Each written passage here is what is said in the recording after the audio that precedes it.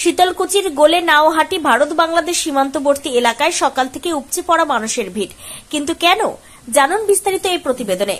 বাংলাদেশ বর্তমানে উত্তাল, সেই পরিস্থিতিতে বাংলাদেশি কিছু মানুষ আজ একত্রিত হয়ে 0 পয়েন্ট এলাকায় আসে এবং তারা ভারতে আসার চেষ্টা করে।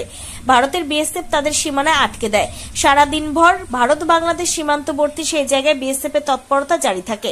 খবর পেয়ে সীমান্ত এলাকায় পৌঁছায় শীতলকুচি বিডিও সোফিয়া আব্বাস, শীতলকুচি থানার ওসি অ্যান্থনি হেরো সহ উচ্চ পদস্থ পুলিশ ও বিএসএফ এর আধিকারিকরা। দেখুন সেই চিত্র সরাসরি। কি হচ্ছে এখানে, কি সমস্যা? বাংলাদেশের লোক মানে কোথায় আসছে? বর্ডারের ওই পারে। কতগুলো লোক হবে? 8-10 হাজার হবে না? কেন আসতেছেন জানেন কি? না। আচ্ছা, ওই বাংলাদেশের ঘটনার পরিপ্রেক্ষিতে ওরা আসছে।